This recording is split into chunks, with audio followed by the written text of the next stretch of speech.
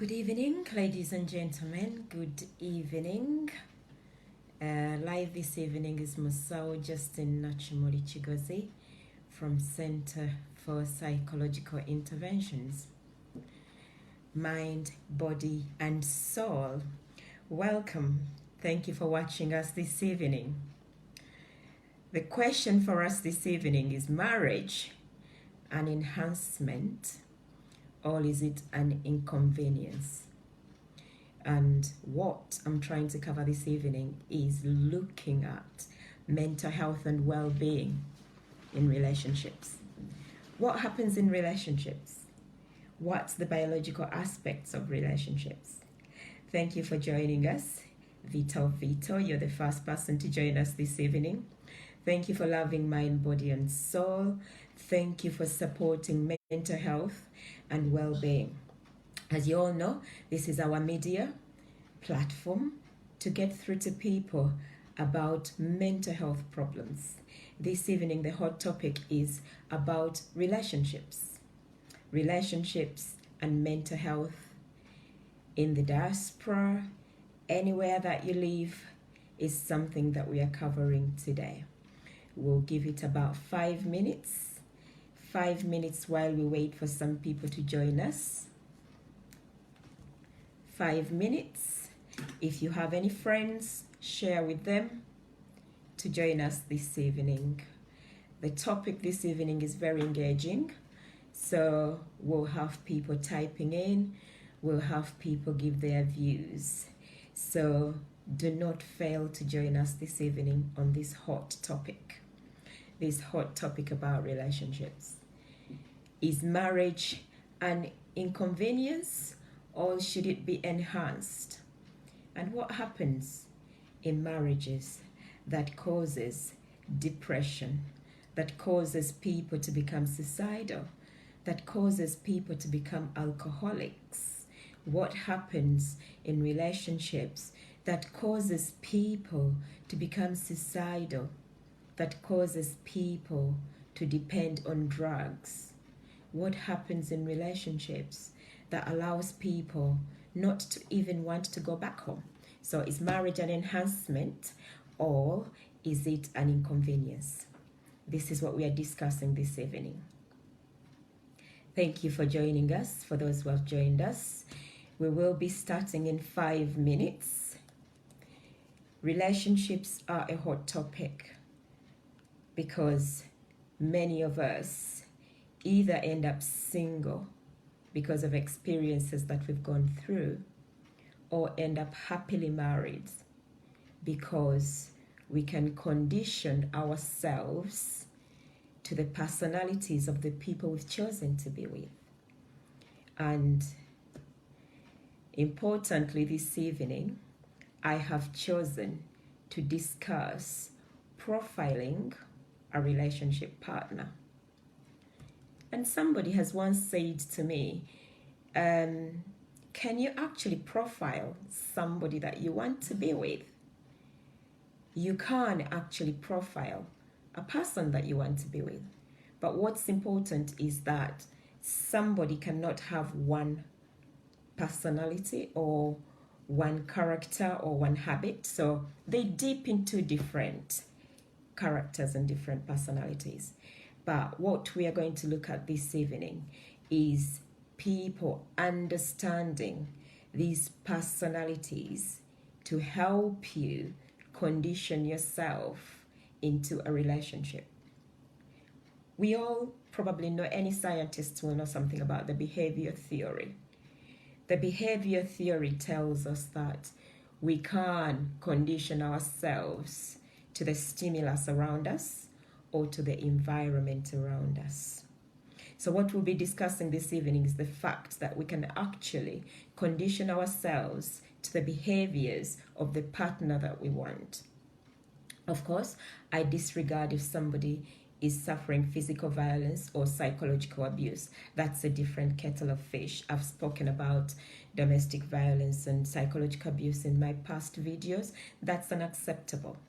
But for us to avoid separation, divorce, children suffering in the middle of all this, understanding the theories of personality profiling is important, because that helps you to condition yourself around the partner that you've got. So, ladies and gentlemen watching live this evening, thank you for loving mind, body, and soul. What are the theories of falling in love? And why is it that when people fall in love, falling out of love makes it the worst experience most people can go through? Most people fall from grace and they land on their faces. So what we are discussing this evening is to help you be able to land on your feet. So a relationship can go really good. A relationship can go really well if it's enhanced. A relationship that is not enhanced can go sour, and people can suffer mental health wise. But what's important in understanding personality profiles is that when you see certain characters, certain habits in your partner, you can condition yourself around those habits. And when you condition yourself around those habits, whatever happens, if things go wrong, you can still land on your feet. What do I mean by landing on your face? A lot of us, when we go through relationship breakdowns, we land on our faces because it causes depression, it causes psychological disturbances, people become suicidal, people cannot look after their children during that. The children suffer in the middle of all this. But if we have a good understanding of the person that we are dealing with, that could help us condition ourselves to avoid the aftermath of what might happen. So, falling in love, as I said, we can describe the theories. We all know falling in love is exciting. We all know falling in love is amazing because it covers the 4 areas of a human being. So biologically, it works out that it triggers all these good hormones in your body that make you excited. Your heart palpitates, you get excited, you become breathless. It sends all the good messages to the sensory regions, and you gain pleasure. When you see this person, you're very, very happy. And that's the biological theory of it, because falling in love is exciting. There is the physical theory of it, that after those good hormones have been triggered and you feel excited, you feel happy, your heart is, palpitating, your dopamine is pumping, you're very happy. There's the physical aspect of cuddling, kissing, and not keeping your hands off each other, and that is all exciting. Psychologically, you're thinking good things. Everything is great. Nothing can ever become, a problem. Society-wise, people will be talking about your relationship, and because they can see what's happening. But that's the beginning of your relationship. Those are the good things that a relationship or falling in love triggers. And I've invited some people here. Some of them are personality experts. Some of them have been in relationships for a very long time. The reason I've invited some people here, it's because sustaining that feel-good moment is not an easy thing. And some people have sustained it for years. How does it work? For personality experts, when you profile somebody's personality, because people are profiled in a certain personality, and if people are profiled that way, does that mean that they can be conditioned to change? Or do we just work around these people for us to be able to love them the way they are? How do we deal with this? Because is there a personality shift? Can somebody dip into different personalities to be lovable, to trust again?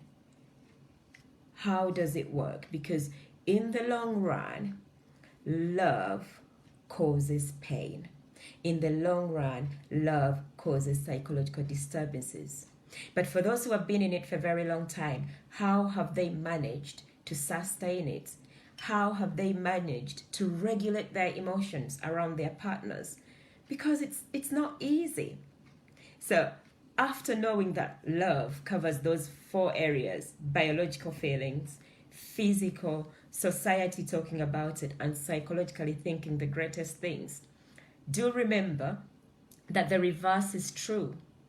The reverse is clear, that if that love fails, the good feelings, the dopamine that was to give you those good feelings, returns and becomes the hate that you develop for these people. This is when you find homicides. People kill each other. This is when children are starved to death. This is when women become depressed or men become suicidal and jump off a building. So the reverse is absolutely true. What happens when the relationship is starting is exciting and great. But when things fall apart, there used to be a book called Things Fall Apart, actually. But when things fall apart, things become very difficult psychologically. How do we regulate our emotions to be able to manage these things? We go into psychological profiling now. Psychological profiling or personality profiling divides people into 5 categories. Women or men, these people are divided into 5 categories. I know that the emphasis in relationships is normally with men making it work, because women, we are very flexible. A woman is easily conditioned compared to a man, according to scientists. A woman can easily be conditioned quicker than a man.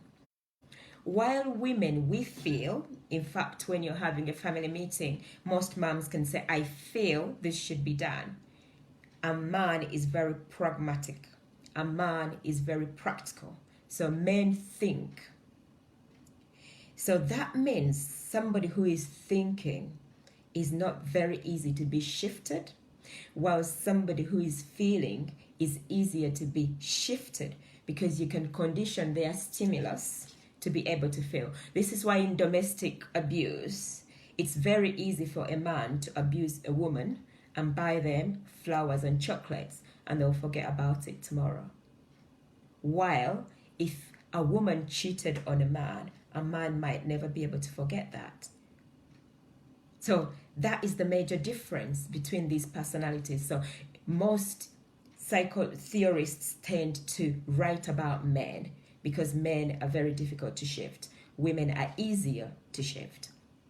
So my first profiling that I wanted to look at is simple, somebody who is born committed, a committed man.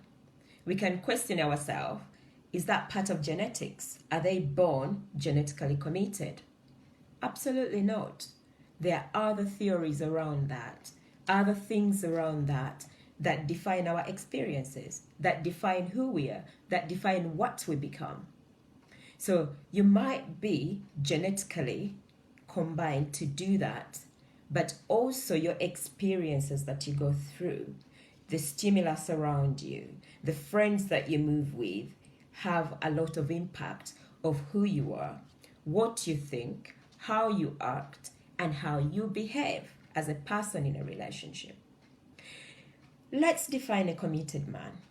So a committed man is somebody or woman who very much knows their role in a family. But they value their partner. They have respect for their partner.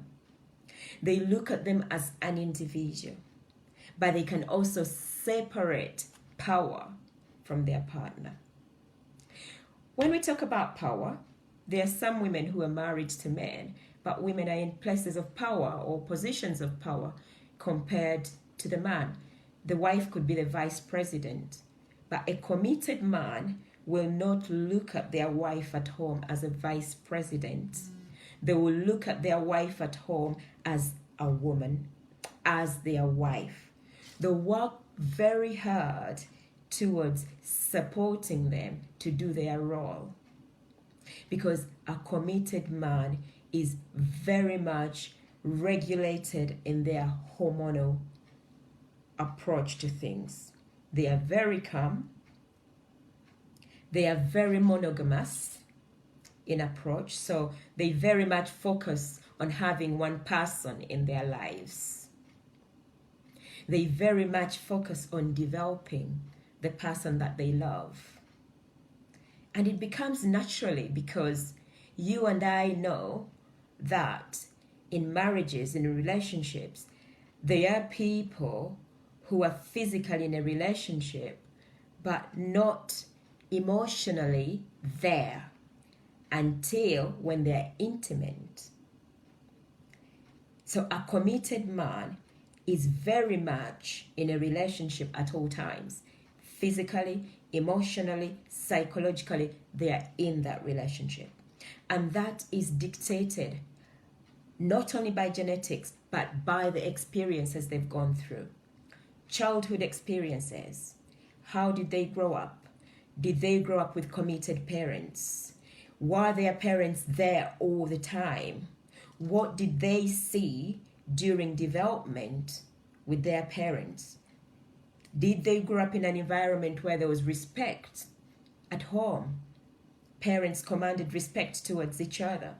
A committed man is likely to learn and pick from those experiences. They are likely to carry that through. But a committed man falls short on certain things that could cause conflict in a relationship. Some of these things is because they are very much focused on their role.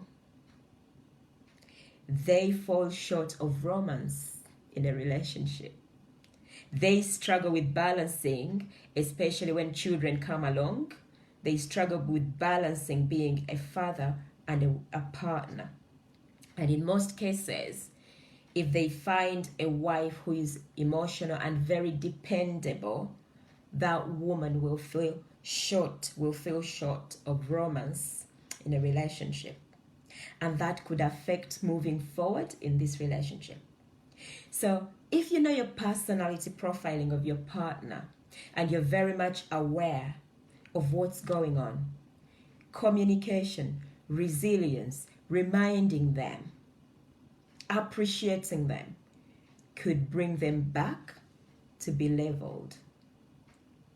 But if we fall short of those few things mentioned, externally, things could divert to a different level.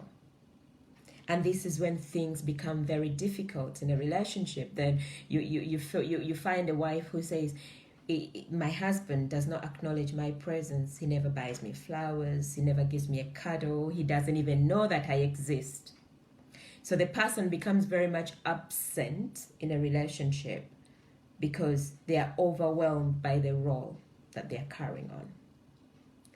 While going through these personality profiles, remember that it's not one glove fits all. They are not all in one box. People dip into one and another. They dip into, different personalities. So that's a committed man. A committed man, very monogamous, very hardworking, very respectful, is not worried about marrying a powerful woman because they can differentiate the roles of power and marriage, wants to build the wife's career, but can struggle with the role when they have children. They can fall short of romance. But that should not cause a divorce or should not cause mental health or psychological difficulties when you're aware of your partner's profiling, because then you come back and reach out, contain it, and regulate it. Then that way, things can get better in a relationship. Do remember, marriage is an enhancement, not an inconvenience. I have a few friends here who have been married for years and they're watching live, and I'm sure they've worked very hard to enhance their relationships from when you start. 2 months, 3 months dating, you don't know your partner very well. And as you grow into this relationship, You feed this relationship. You water this relationship. It has to be reciprocal. You have to give and take as well. That is a committed man. The other person that you could profile in a relationship, it can be a man or a woman, is an emotional person. It's not bad at all being emotional in a relationship. The problem about being an emotional person is that you struggle with regulating yourself when things go wrong. So it's a bit like boiling milk and the milk overflows. When it overflows, the kettle gets empty because it just goes from length to length to length. So a person who is extremely emotional in a relationship gets very drained quickly because everything that happens in that relationship, there's no limits for her. There's no limits for him if it's a man. They want to be very containing because they want to get and get and get and get out of that relationship. And they struggle to give back. Many times in these relationships, there's defined roles. So a person who is emotional will define roles in a family. They are very polygamous, but they'll also be very traditional. So their role will be very defined as the head of a family, and it will not be challenged. The woman's role will be very defined, and if it's challenged as well, that can become intense in a relationship. So an emotional partner, a wife or a husband, can struggle with a woman in power. A highly educated woman can be a woman of threat. A powerful woman in a position of a vice president or a minister or something, that can threaten their position in a family. A woman who earns more than them, that can threaten their position in a family, because an emotional man tightens their loop when they are threatened.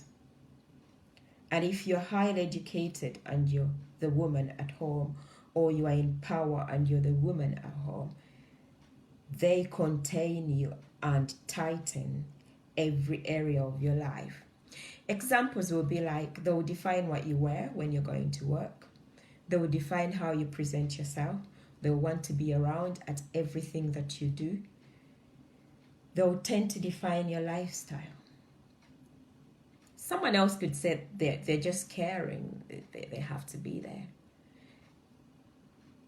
The flip side to somebody who is emotional and containing, they can easily commit murder. Because one of the signs, they get very paranoid.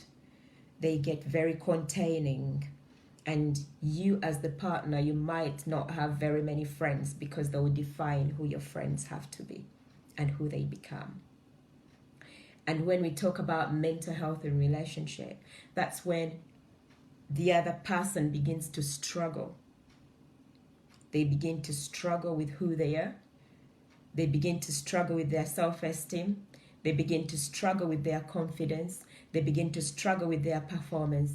And as this builds and builds, they could get depressed. They could get suicidal.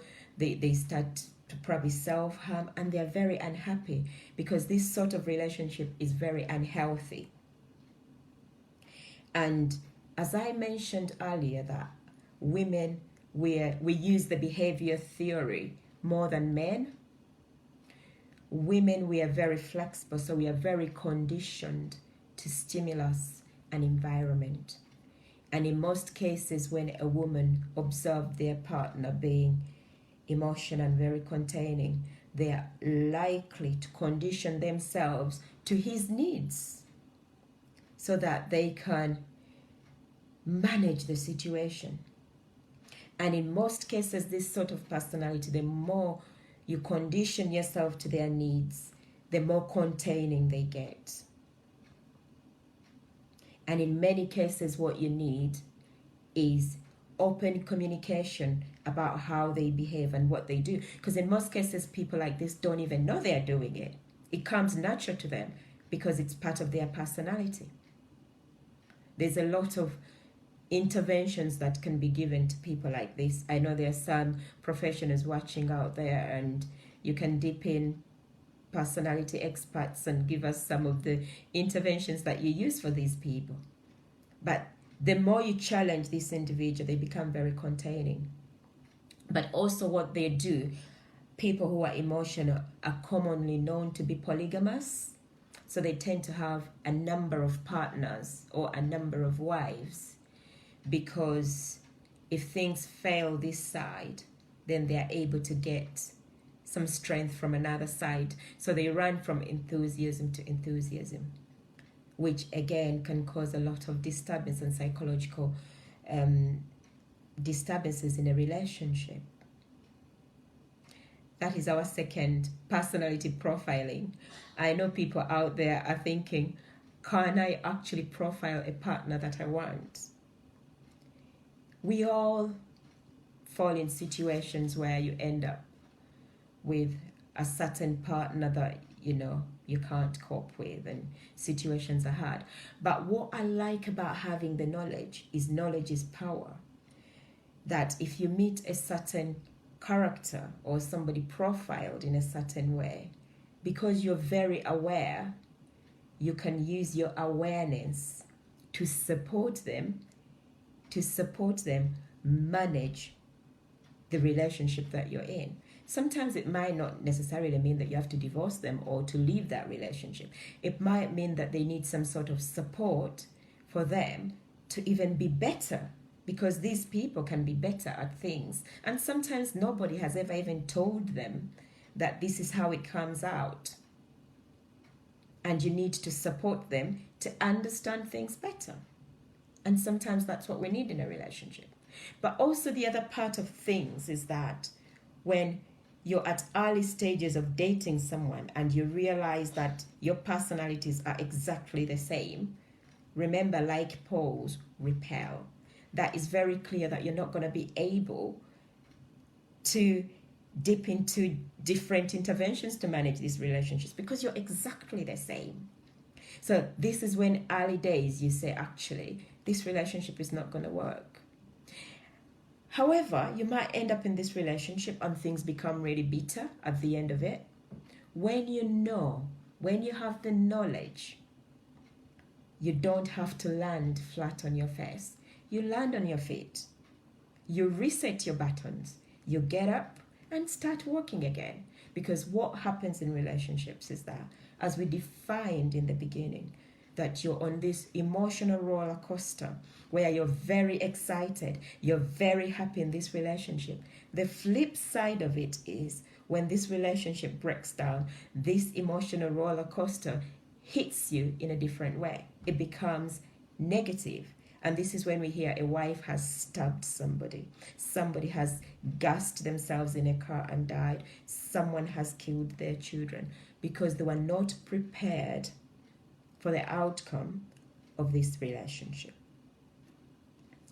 The other area that we need to cover about personality profiling is the one that I like to talk about. So there's some girls out there or some men out there who we call the prime time personality. People who never emotionally grow up, can I say, or psychologically grow up. They just want